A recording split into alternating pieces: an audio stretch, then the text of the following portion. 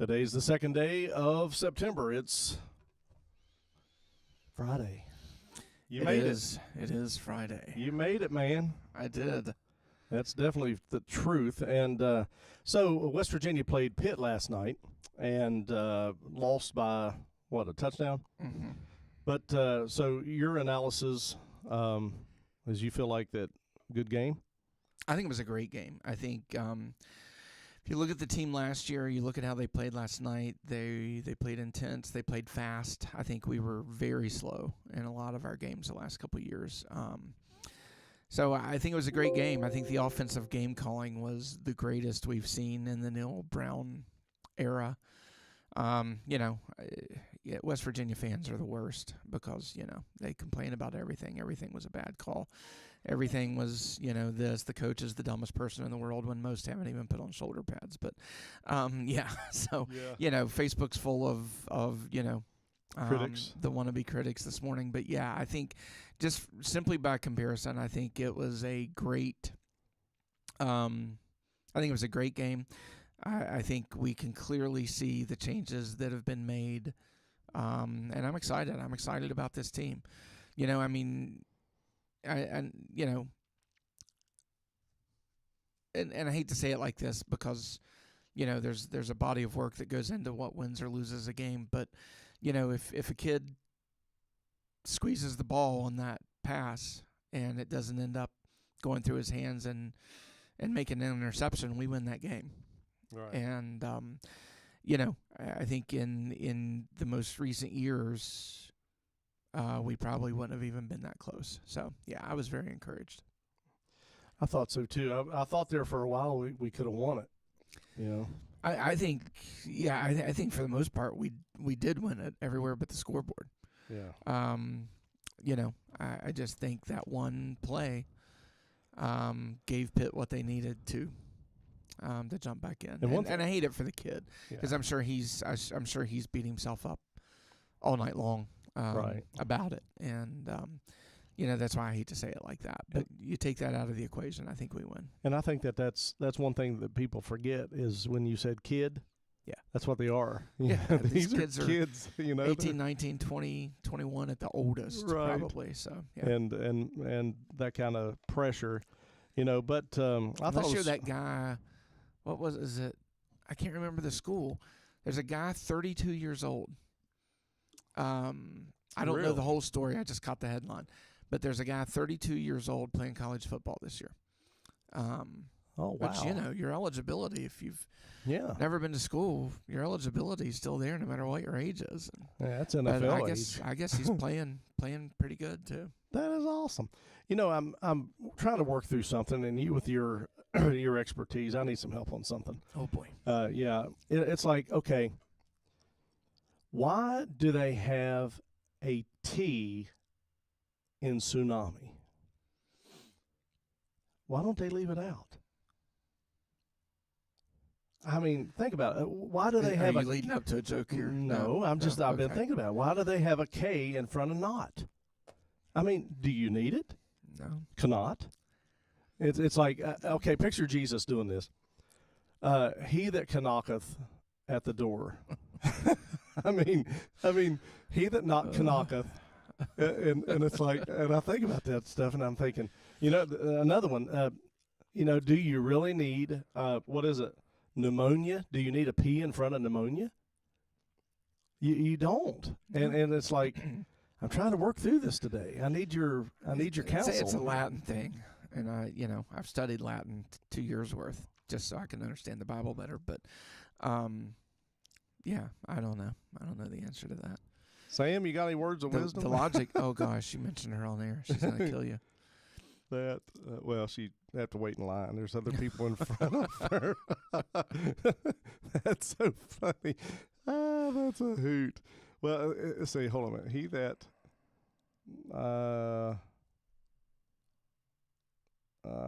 Okay. Let's see here. Okay. So it would be like Revelation 3:20. It's like, here I am, I stand at the door and can knock. I mean, why would you use that? And so, it's like, I don't know. I've just been kind of thinking about that today. My daughter-in-law sent me video about that, and I thought, well, I've got to figure out how that works. So, part 2 of Behind the Hedge, consider Job, consider Job, part 2. Very good, awesome. Still working through some things. You mentioned a lot about the children last week. About his kids, and I wrote down a lot of questions here. Oh boy! And it's like, remember, I'm still on my first cup of coffee, so take it easy on me. I know, and I didn't even make you coffee this morning. You made your own coffee today. I did. I'm amazed. So we are the heritage of our children. Yeah. No, our children are our heritage. So if that is true, how good a job are we doing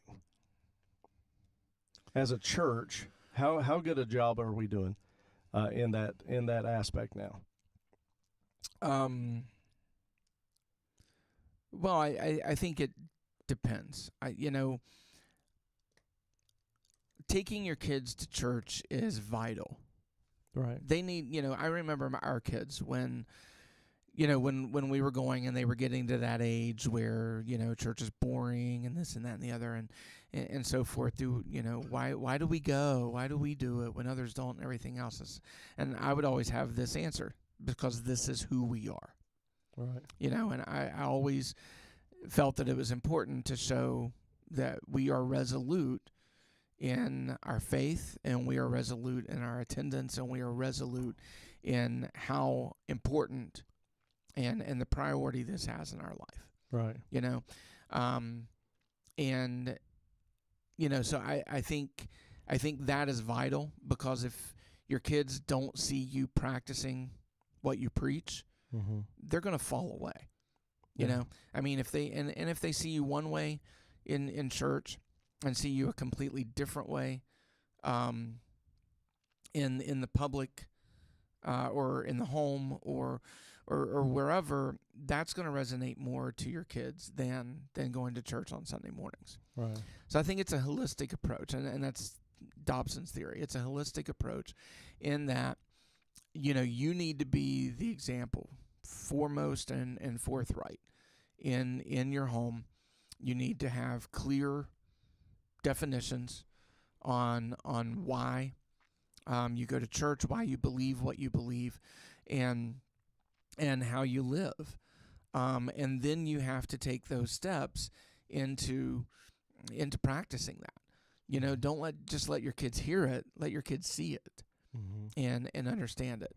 But then there's also the influence of the world and society. And that's a reality that we have to be strong. And this is what Job was actually trying to hedge his kids about, is understanding that even the best upbringings, even the most moral approach to life, temptation can still bear witness to our kids away from the things of God. And, that's where spirituality comes in. And we see from Job took it to the next level. Job didn't just go to church, right? Job didn't just pray before meals, right? Job intercessed, for his kids. He went to battle for their soul. He took no chance that they weren't doing it for themselves.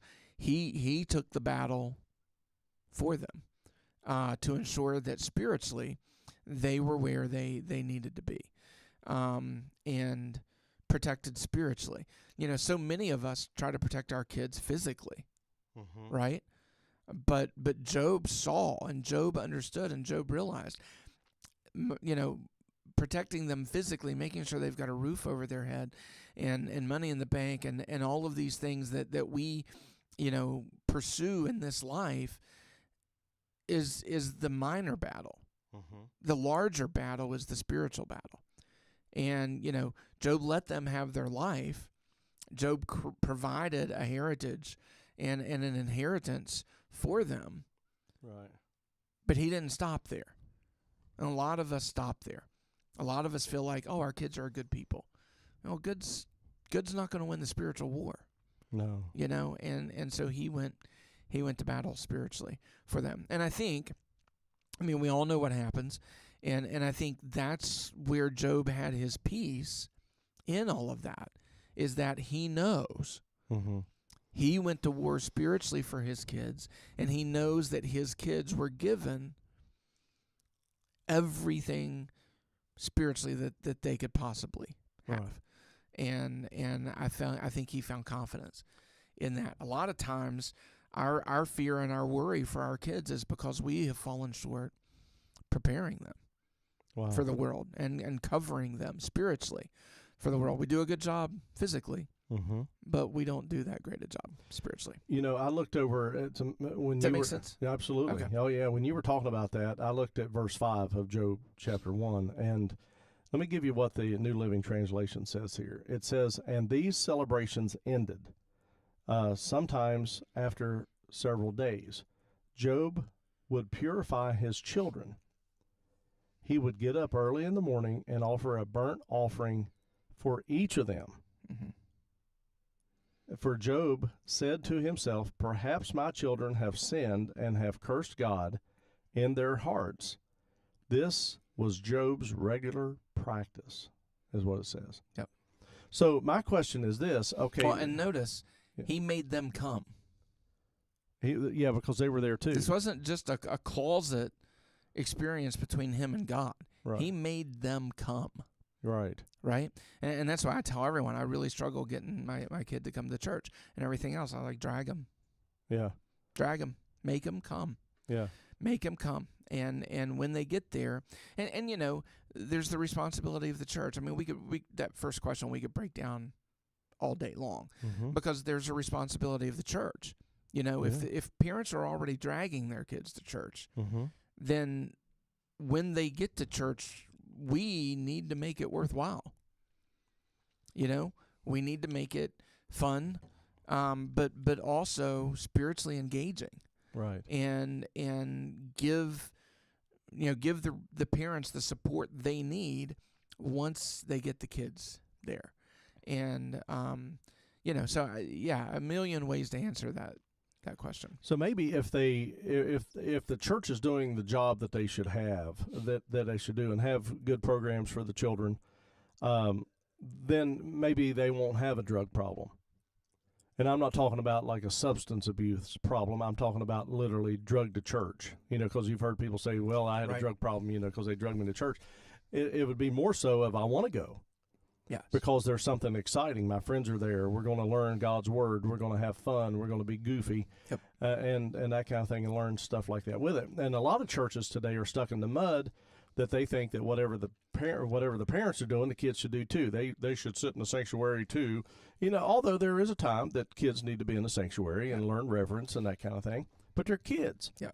And people forget that. We start that with our high schoolers. Our high schoolers are in the service on Sunday, and I would be fine if once a month Luke said, "Hey, I want to take the youth out and do this once a month on Sunday morning." I'd be fine with that. Not suggesting it, but just saying I'd be fine with that.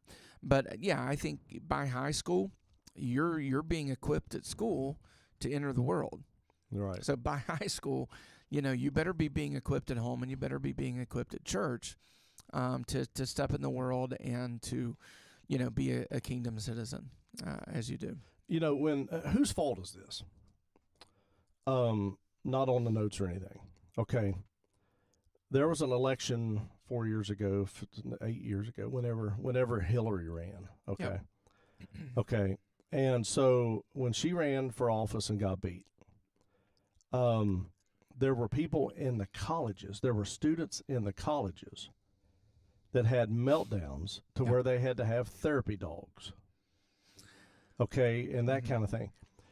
Why? Okay, I was talking to a guy about this the other day, in part 2 on the question here.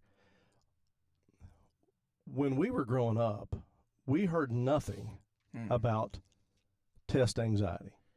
No. You were just nervous before a test. It's understandable. Yeah. But I hear this thing being thrown around so much. And so where did this start? Did this start at the home we're therapy dogs and all this kind of stuff. And did we start catering to our kids and saying, "Oh, honey, it's okay"? Or I mean, where did we go wrong? Another question with a million answers. So let me put it in context of this series. I don't think as parents we are going to war spiritually for our kids, like Job was doing. In verse 5. So I think it starts there.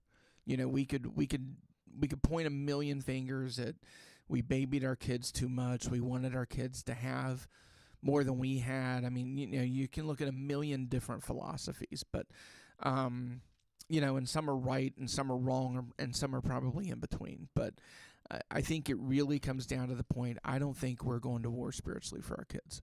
I think we're making sure they get to practice. We're making sure they have the right clothes to wear. We're making sure of all of these other worldly things that at the end of the day really mean nothing. You know, and you know, we can break that down a million ways. Is it because we weren't the athlete we wanted to be, so we wanted our kids to be that athlete? And so on and so on and so on. But I think it's just simple. How many people do you see going to war like Job did? Right. For the spiritual welfare. Had nothing to do, if you read why Job did it, it had nothing to do with their physical well-being, right? The account tells us they had their own homes. Right. They had the money and capability of putting their own food on the table to you know, drink and eat with one another. So they had good relationships with each other, so much so that instead of ignoring their female sisters, like, you know, most did in that day, they welcomed them and joined them in. There's no record that any weirdness was going on or this and that. I've heard people try to imply, well, by inviting the sisters, no, it doesn't say that. Right. You're adding to. Right. And adding to, you know, get you in trouble. Puts you in big trouble. Yeah. And so, no, it says nothing like that. So, you know, we see that Job's kids physically are well taken care of. Right. Whether it was Job, whether it was the kids went out and got good jobs and did it themselves, whether they worked for dad and did well for themselves, it doesn't really tell us that. But we see they're well taken care of physically, right? And a lot of times we're content with that in today's life. We're content with the physical needs being met, and we feel like we've done a good job. Job went to war spiritually. I mean, I talk all the time about we're meant to be the aggressors. He was the aggressor spiritually on behalf of his kids. He was not leaving it up to them to maintain their own spirituality. Right. He went to war for them. I mean, get this. They're in their own home. Right. Having each other over, having dinner, and everything else. And Job thinks to himself, oh, no, what if Satan crept in? Right. I'm not going to allow this. So he picks up the phone and he calls them and he says, hey, have fun tonight and enjoy each other's fellowship. But tomorrow morning, be at the house because we're laying up sacrifice. Right. And guess what? They came. No whining, no screaming, no kicking, no complaining, no murmuring, and everything else. They were there because they honored their father. Right. Right? They were there. Right? And I think it's interesting that the wife isn't there, which we'll talk about this week. But, and, you know, maybe she was, but she's not mentioned. I mean, why didn't it say Job and his wife? Right. Right? So it's you know, I think there's definite implications there. But, you know, he went to war spiritually. Right. You know, and I'll see people break the bank to make sure they get the kids the right cleats or whatever, right? And I've got nothing against sports. My kids played sports. My kids played travel sports, everything else like that. I've got no issue with that. But they knew church was the priority, and they knew Jesus Christ was the priority over those things. So much so that when it became an everyday, 7-day-a-week thing, Luke, who was the one who played travel, came to me, and he came to me. I didn't come to him. He came to me and said, Dad, I'm not in church at all anymore. I'm not in youth group. I'm not engaged in the school like I was, which was a Christian school, and everything else. And I can't just keep doing this. So he knew, right? He knew he was missing what God wanted for his life. I didn't have to tell him. I didn't have to drag him to that. I didn't have to beat it into him, because I like to think, hopefully, and I'm not bragging about it, but I like to think I did a good job up to that point, along with Sam, to, instill in them, these are the priorities. And when that priority was slacking, he realized it and knew it and made a decision to fix it. So let me ask you something. Okay, back when we were playing sports, we didn't play. Football. Like I played football for Midwestern, and so that started after church. That's how they scheduled it, on Sunday afternoon. It was not early that morning. It was later on in the day. I never knew you played football. 1 year. I'm learning something. I played ice hockey. I changed from that and went to ice hockey. Yeah, hockey did not go well for me. Oh, I loved hockey. It was about the Ever only tell you sport. That story? No, that's about the only sport I was any good at, was ice hockey. Yeah. And but I loved it, and can still skate to this day. But those guys are crazy. I'm not getting up there on Sunday afternoon with those guys. They play. Okay, so if you have, so we can say this as a church. We can say, well, back in the day when I was going to school, they didn't have sports on Sunday, or they didn't have sports on Wednesday night. Okay, so that's crept in, and that's full-fledged in bloom. Okay, so what does the church... And we haven't blinked an eye. Haven't blinked an eye. So what does the church do? How does the church cater to the sports parents and the sports kids? Do you have a separate service for them on a different night? Well, they practice that night. They're practicing all the time. How do we as a church, or is it our responsibility to No, I don't think it's our responsibility. I think it's the parents' responsibility. We've moved our youth service to Sunday nights because it's the least busy used night of the week. I mean, it's still used. I mean, we still have kids coming from games or coming from practices and whatever. But so we did make that concession. It's not like we're like, okay, it's Wednesday night or bust. It's like, no, we need to minister to these kids, and we need to find the best opportunity for it. So that's why we do Sunday nights. But I don't think if a kid's not there, it's not the church's fault. Right? We can't control that. If it were up for me, I'd go pick every single one of them up from wherever they are and get them there, because I believe in it that strongly. But again, that's not really our responsibility. It wasn't Job's next door neighbor's responsibility to offer sacrifice for them. It wasn't the synagogue's responsibility to offer sacrifice for Job's kids. It was Job's. Right. Yeah. So, and you've seen this as well as I do, and I know that I'm treading here, but when you think about this, it's like, okay, my kid's going to play sports, and they're going to probably not get a scholarship. And at the end of the day of the game, it's a game, and you go home, and that's normally the way it is. Okay, so you keep a child out of church for so long, and then they start to live wrong because they're not getting Jesus in them. They're not getting taught at home. And then how many phone calls have you had that says, I need you to help fix my kid? Mm-hmm. But the parents are the ones that let them play sports on Sunday afternoon, or they weren't in church, but they want the pastor to fix it. Is there something wrong with that? Well, I think there is. I mean, I don't get a lot of those calls, but I see a lot of families in struggle, right? Because, as a whole, there's more dissension in the family unit than there is, than there is spiritual warfare.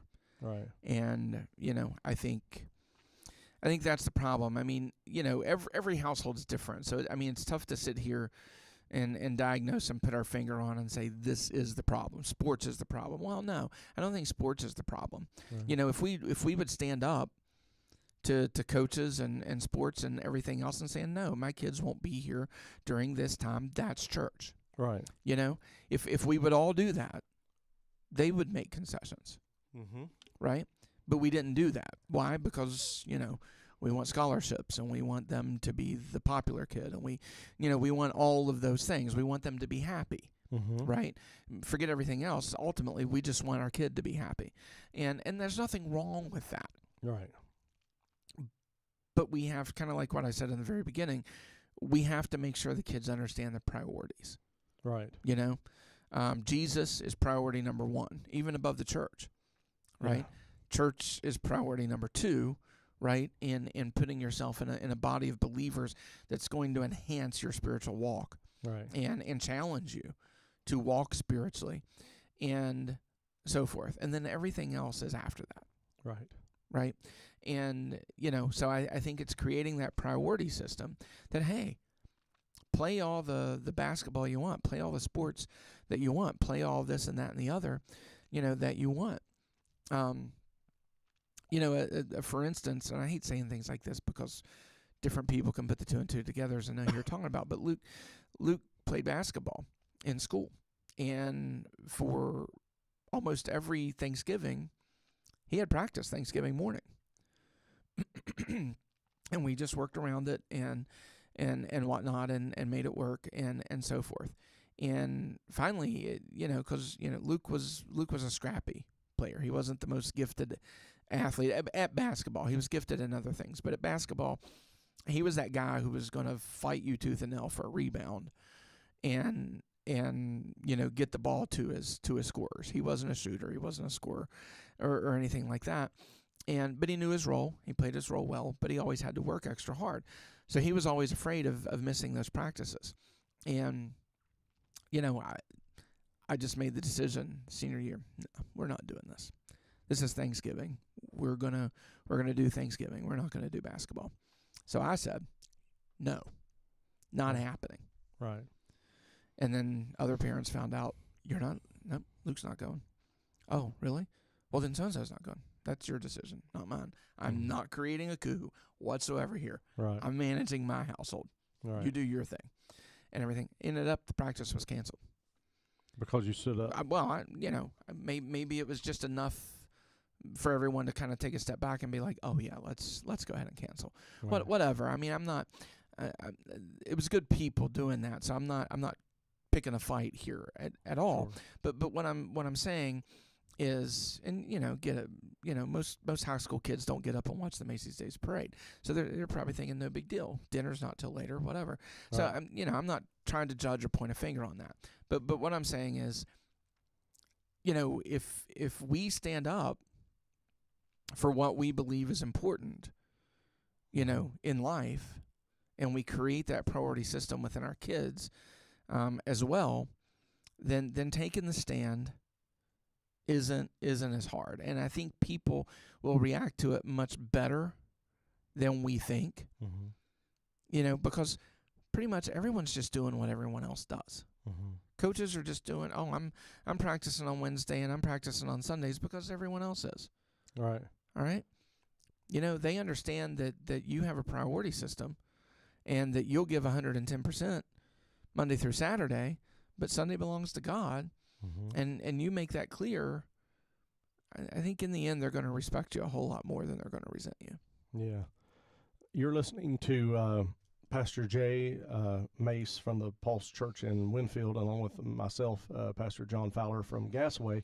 We're talking about Jay's message, which is part 2, Behind the Hedge, considering Job. And when you think about this question that or the statement that you said, I really gave some thought to this. It says, what can I get by with and make it to heaven? Isn't that how we live? Where's the line? Where's the line? Isn't that how we live? It shouldn't matter where the line is. Yeah. Right? It shouldn't matter. Right?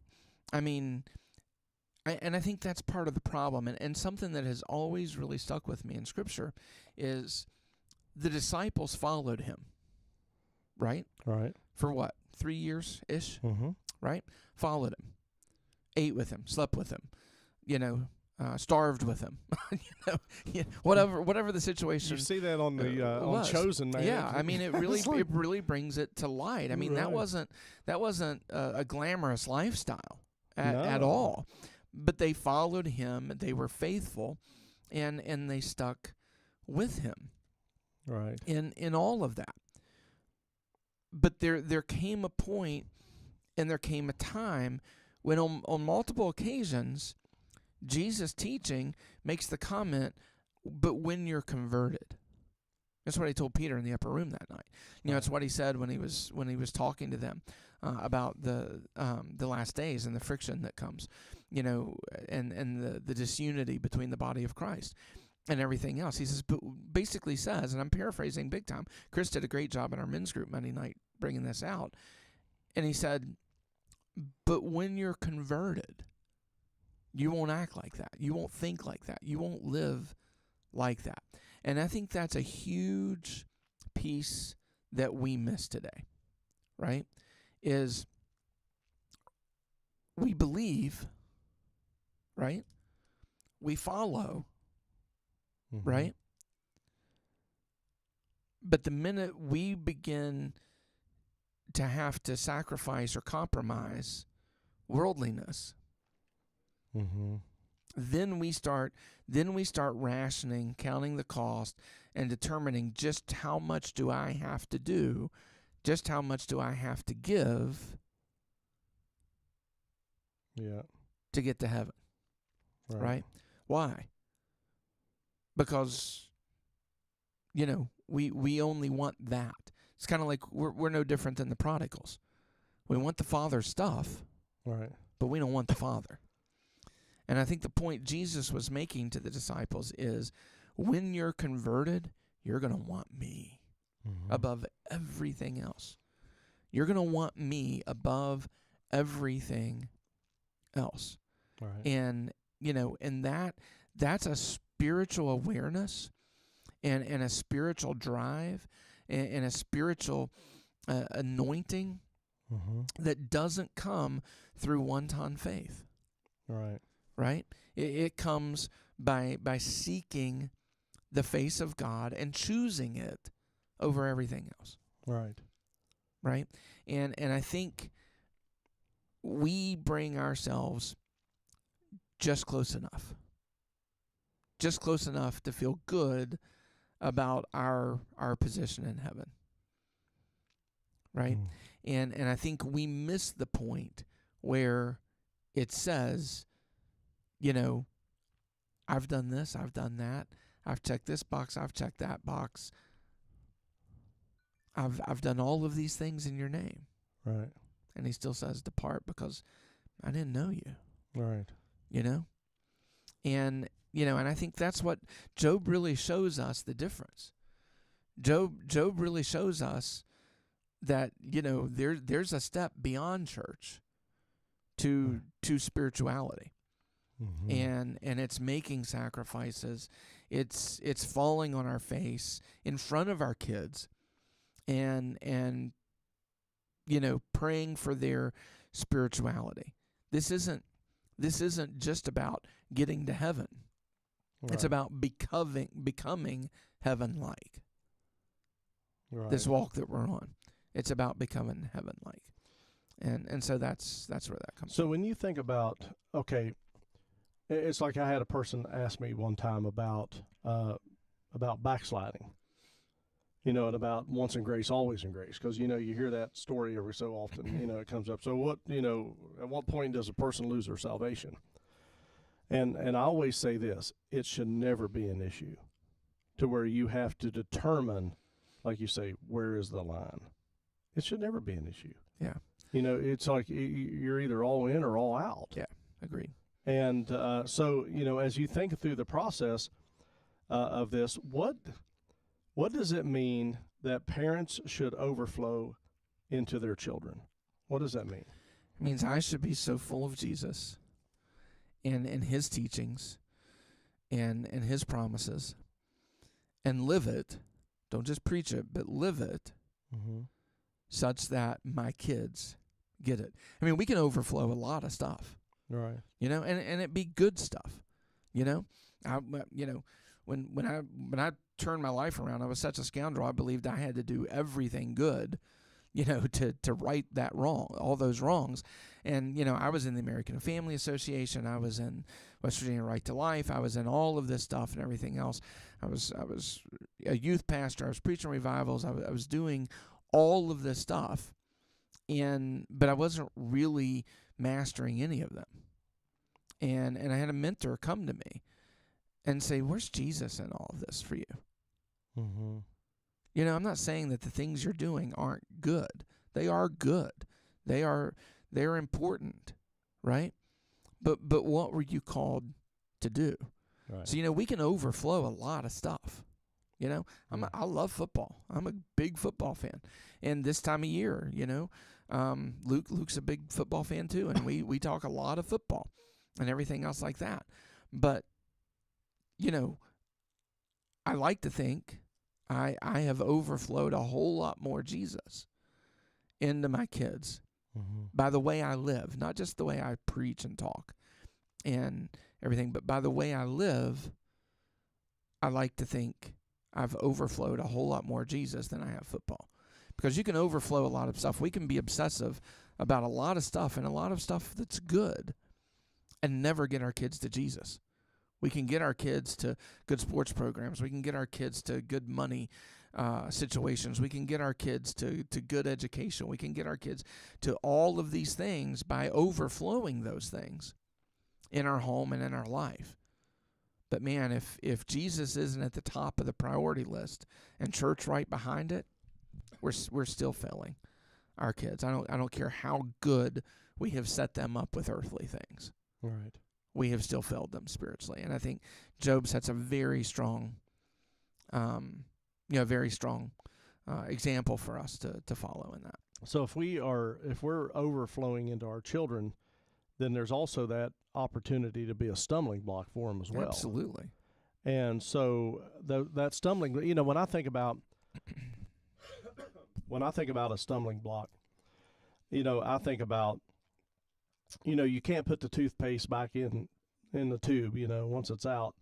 And so when I think about, being a stumbling block, it's like showing anger in front of them, getting, I'm talking belligerent, talking down, being belligerent to the children's mother, that kind of thing, because that becomes a learned behavior.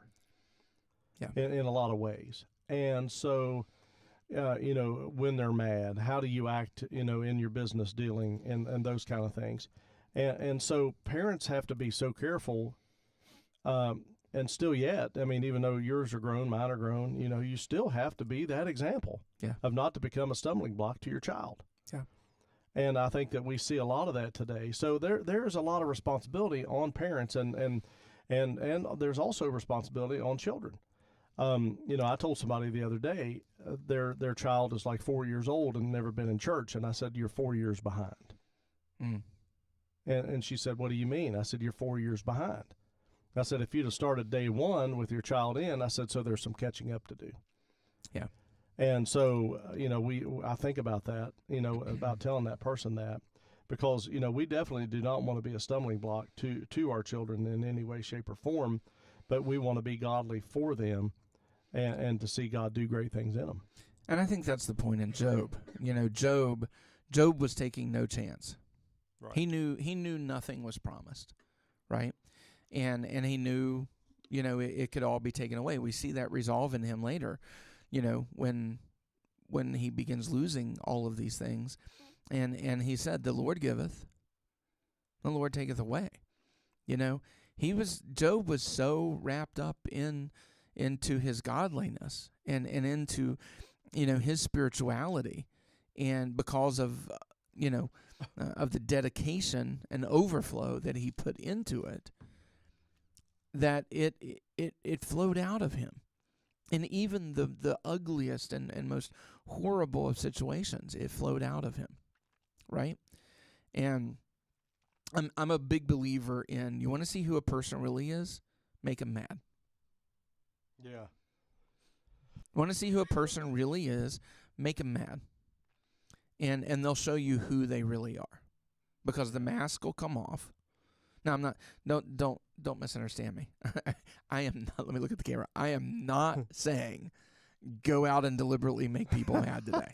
That is not my point. Run a disclaimer. But my point is, when people are mad, or when people are pushed out of their comfort zone, whatever it is, that's when you see the real person. Mm-hmm. That's when they make the little pop shots, and that's when they run their mouth. That's when their facial expressions change, and all of these things. And I remember saying to somebody one time, "Be careful, your devil's showing." Oh wow. Yeah, and we have to be careful with those very things, because that's part of the overflow. Right. That's part of the overflow. Our cup can run over with bad stuff.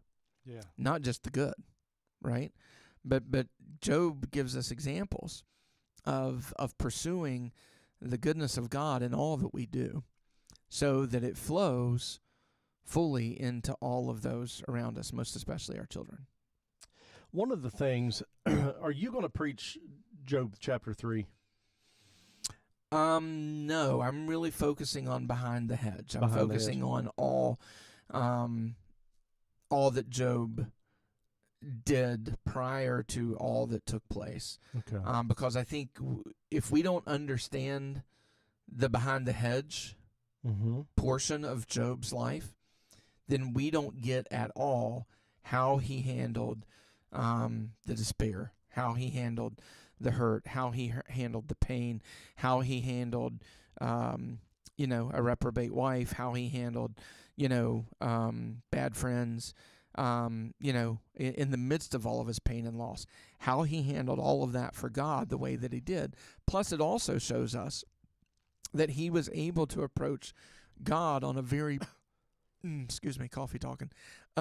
He was able to approach God on a very bold level because of his intimacy with God, right?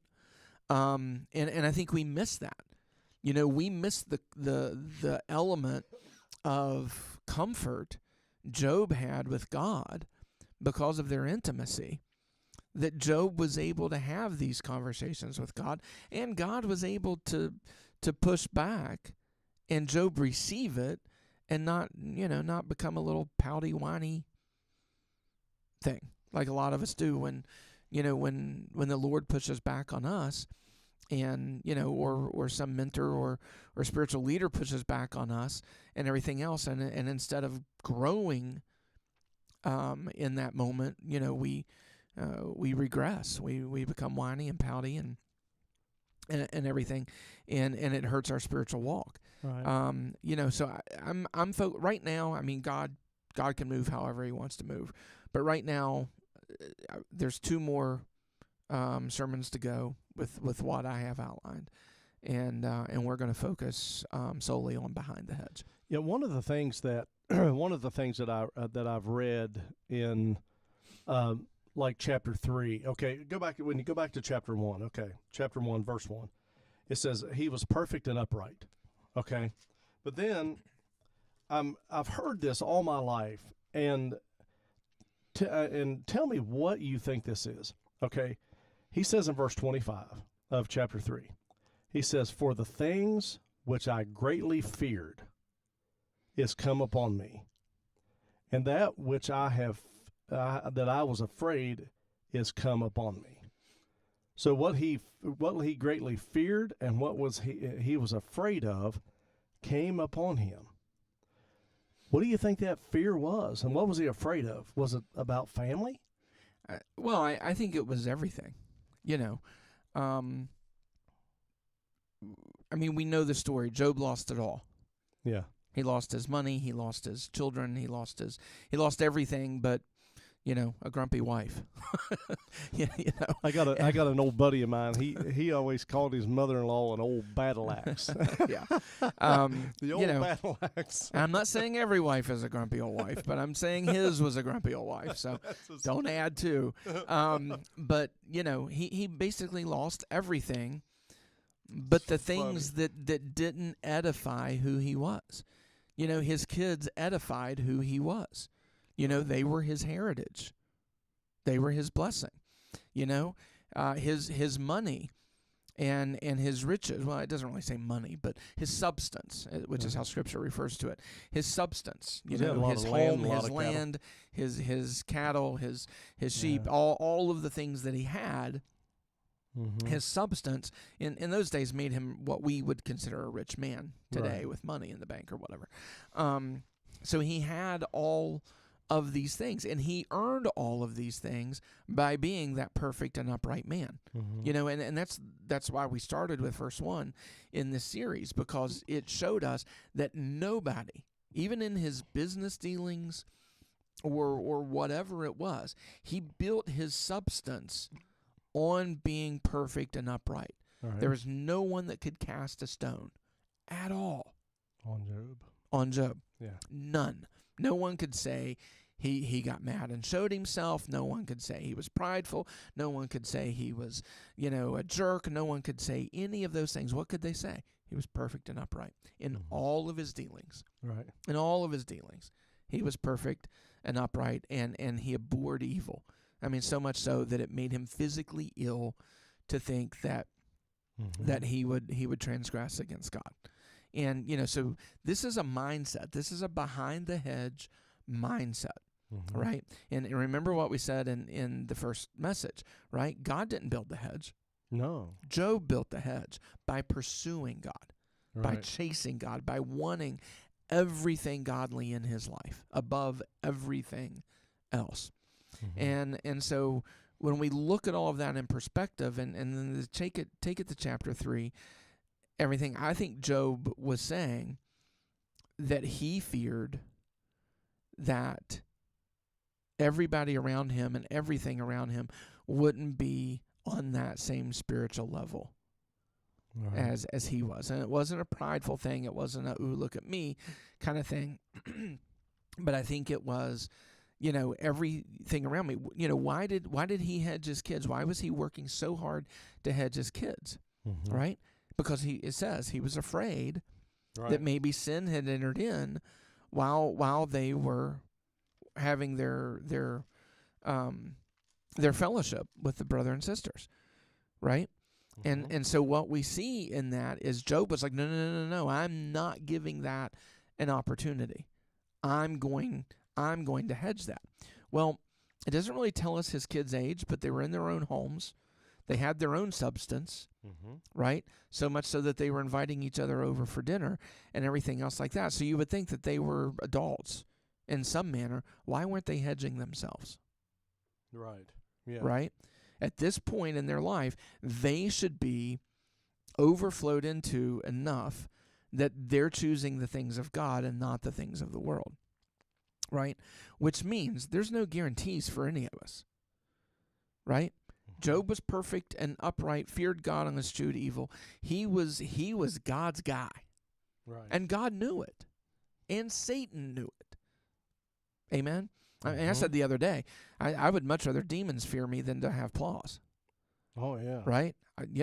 Okay, great, you're clapping for me, but, are you going to be, hollering for Barabbas next week? Fickle. Because that's the world.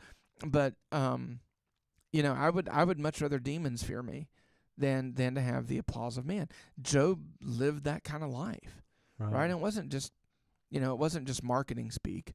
Let me put this out on the Facebook page because right. It was life for Job. It was lifestyle for Job. So I think Job in chapter 3. Remember, he'd been punched in the face.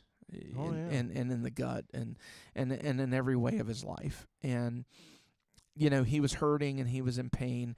And I think Job was sitting back and realizing that he had God, but he was concerned and overwhelmed with the thought that maybe it was only him. And I don't know, just off the cuff, that's my best response to well, yeah, because, it's like you got to be careful what you voice out there, because, what you fear, can come up on you. And so you have to be real careful there. Okay, final comment or final question here of today. It's amazing how fast time goes today. Do we chase God or does God chase us? I think it's a bit of both.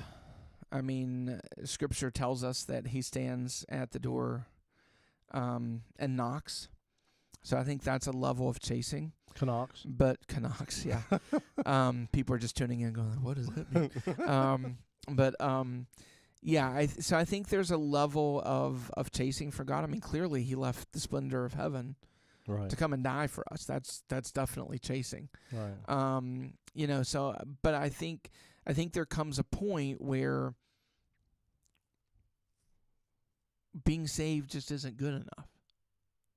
And we want to seek the kingdom of heaven. We want to think like him and act like him and walk like him. And that's when I talk about God chasers. And again, I'll plug Tommy Tenney's book. He needs to send me some money for that.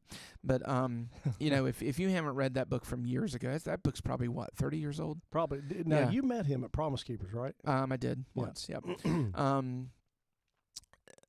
If you haven't read that book, I strongly, strongly, strongly recommend it. I think I've loaned it out 100 times and never got it back, and I rebuy it just so I have it if I ever want to go back to it. But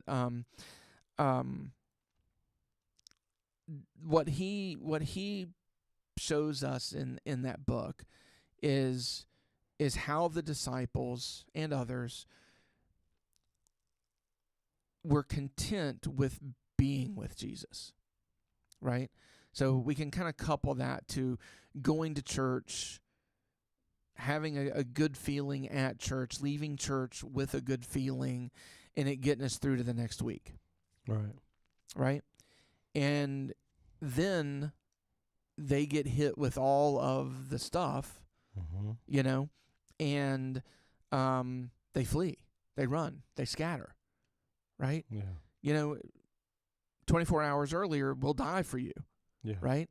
And then when the fear hits, then when the reality hits that, this could cost me even my life. It had already cost them everything. Most of them had lost their homes. They'd lost their jobs and everything else. And they literally lived a life trusting day to day what God would provide for them. And here they are, running back to everything they knew. And I always go back in situations like this to that moment on the shore, when I was just thinking, when Peter took his clothes off and dove into the water and everything else. Someone asked me one time, what do you think he swam to the shore naked? What's the significance in that? I said, well, the significance is he didn't want the robe to weigh him down and drown him. Yeah. So he just wanted to get to shore without living. I don't know that there's exactly, you could talk about nakedness and we're naked before God, and you could parallel it to the Garden of Eden and all of those things if you want to. I really just think it was simple. He threw his cloak off because he didn't want to drown. And, because he'd already been down that road before. So, it's like he learned. And so he swam to shore. But, you could make parallels to that. I'm not arguing against that. But, and so they ate, caught a big load. Brought it to shore, ate till they were full, everything. And then Jesus has this moment with Peter. And I refer to this a lot because I think it's a powerful moment, and it's exactly what we're talking about here, right? They were excited and they were thrilled because they were with Jesus again, right? Mm-hmm. But Jesus is getting ready to lower the load, so to speak. And they had choices to make. Yeah. And for years I stumbled over this. For years I'm like, why did it matter? And Jesus asked, do you love me more than these? And for years I'm thinking Jesus is asking about the other disciples. Do you love me more than these? And then one day, I like to kind of create my own movie or TV show in my head while I'm reading scripture, just so I can, I can kind of taste it. I can kind of get the grippingness of what was going on and everything else. And so one day I'm just kind of laying there and I'm praying about this, and I'm recanting the scripture through my head. And I'm kind of creating my own movie and everything else. And just in my own little head movie, I have this moment where Jesus goes, "Do you love me more than these?" And his hand almost pointed to the boat and stuff that was out in the water. I'm like, holy crap. Yes, I said, holy crap. He's not talking about the other disciples. He's talking about the fish. He's talking about everything that Jesus pulled him away from, that he ran back to. Right. And allowed himself to absorb himself back into because of the present absence of a physical Jesus. Right? So when we go back to what we shared earlier about the conversion, this was the conversion moment for Peter. Right. When Jesus is saying, "Do you love me more than this world? Do you love me more than the boats? Do you love me more than the nets? Do you love me more than the fish? Do you love me more than these things?" And Peter's like, "Yes, Lord, I do." And he said, "Feed my lambs." And he said lambs first. That's significant. But he said, "Feed my lambs." And then he asked him 2 more times. And Peter's begging, because Peter knows his denial, and he knows what he did, and he knows, that he's not, fishing for men. He's fishing for fish, right? Everything that God had brought into his life had vanished when the physical Jesus vanished, and so forth. And Jesus is giving him the command to go, and preach the gospel ultimately, and in this moment, and it converts him. The light bulb goes off, and it converts him, and he realizes, there is more of you in me than there is in the world, Romans, right? There's more of you in me than there is in the world, and yes, I will feed your lambs. Yes, I will feed your sheep. Yes, I will preach your gospel. This is a conversion moment where it wasn't just about the feel-good relationship with Jesus, but it was about the intimacy and overflow of God in his life and leveling up, as the world would say today, in his pursuit of Jesus. That's when Peter became a God chaser. Right? He was a hanger-outer. He right? He was hanging out with Jesus and loving every minute of it. Right? It was in this moment that he became a God chaser. Right. That is so powerful. Wow, that's good stuff. Here's what I'm sitting here. I looked up that book's like $12.59. I don't know how they got that on Amazon. It's $12.59. All price. Yeah. But even after all these years, that's a pretty good deal. Yep. I've got one in Gasway, and I need to reread that, and I want to read all through Job, and just challenge myself to read all of Job and finish and reread that God Chaser. Yeah. Because I think it's an awesome book. If you can get that, I encourage you to do that. So what's going on in Winfield? We are. There's a lot going on. We've got our women's group are getting ready to go to their first conference, and they've got a fundraiser that will finish up this Monday on Labor Day. We're going to pull the winner of their fundraiser Where are they going? $500, $450, $500 worth, give or take, of gift cards. Oh, cool. And it's $5 for a ticket or 5 tickets for $20. So if you're interested, message me or message one of the ladies in the church, and they can get those for you. They're raising money for that. They're going to Pigeon Forge, and it's the Women of Joy conference. Oh, cool. Read a lot of good things, heard a lot of good things about it. So we're excited for them. Our goal is that the men and women alternate. So this, with ladies first. So the women are going this year, and then next year we're hoping that our men can attend a conference as well. And so we're doing that. So they're raising money for that. We're also within the church raising money to replace our air conditioner. We had air conditioning unit for our worship center went out, so we're also doing that. So I knew a few weeks ago when we started the series and we kind of called out, Satan, and I made the comment that, I'm not tempted by the things that I used to be tempted of. Mm-hmm. Now Satan, works to annoy me and frustrate me and hinder me more than he does tempt me.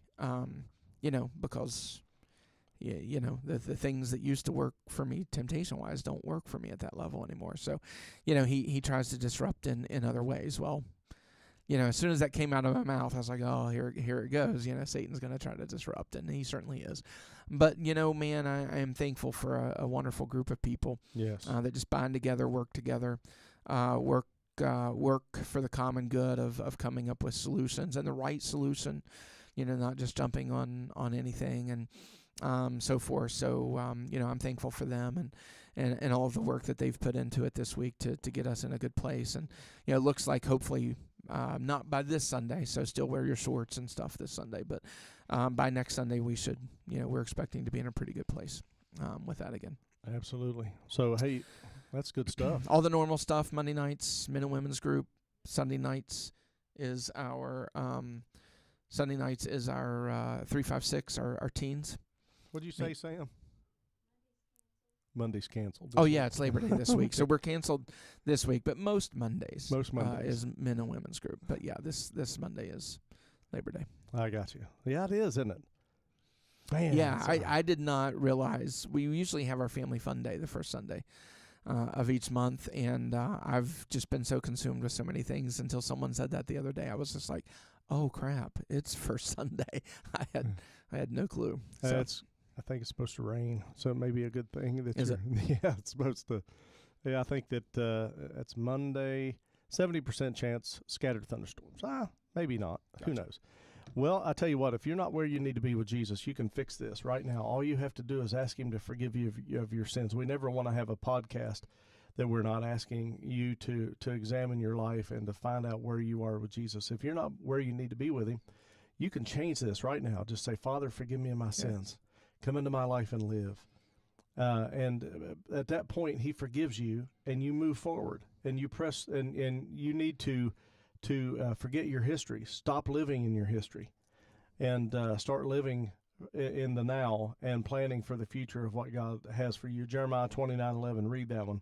It's a great scripture. He knows he has a plan for your life, and an expected end. So I want to encourage you today. Let me tell you something. God is on the move in the Pulse Church. We're excited about what he's doing. We've got the Winfield campus, the Gasway campus, planning on a launch of a new campus in Charleston the first quarter of next year at Easter Sunday of 2023 with Rich and Olivia Anderson. So we're really excited about that. So we need your prayers. We need your support. And we're just believing for God to do great things in this ministry.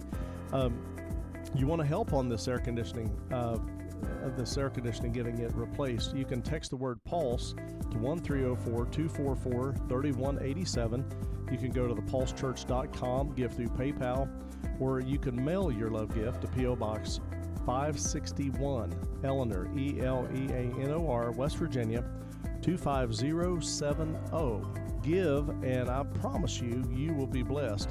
Pray you have a great weekend. We'll see you.